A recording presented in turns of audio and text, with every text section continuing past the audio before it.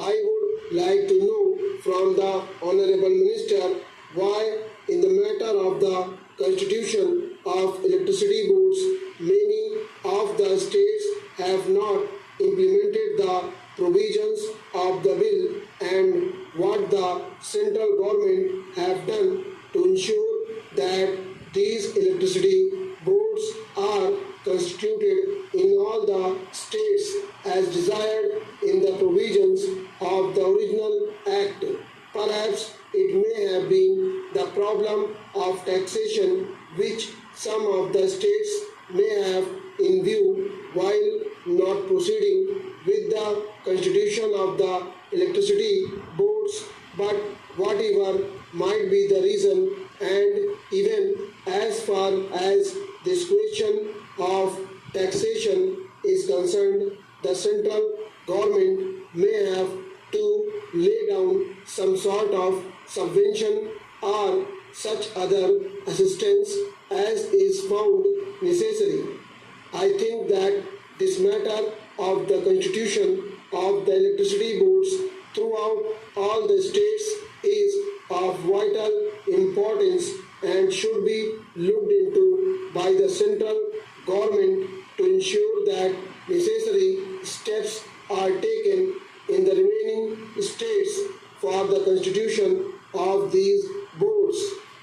I would now like to say something about the deferred taxation reserve about which the Honorable Minister yesterday said that the amendment regarding this has been brought forward at the instance of the Federation of Electricity Undertakings. The whole complication arises due to the fact that the provisions of the Income Tax Act and the provisions of the Electricity Supply Act are contradictory to each other. While the Income Tax Act, with an accelerated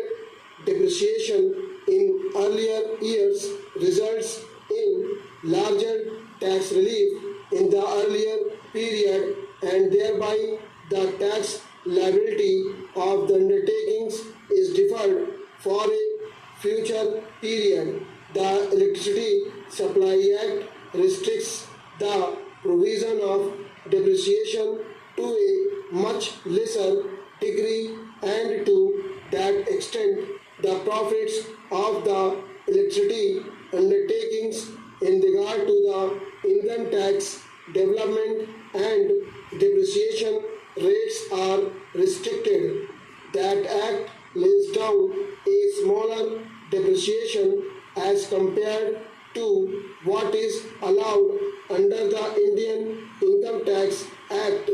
What has now been done has been put with certain restrictions that it does not really solve the demand that was put forward by the Federation. As a matter of fact, if the electricity undertakings should have been allowed to set aside that reserve for taxation liability for future years out of the profits which they earn year by year,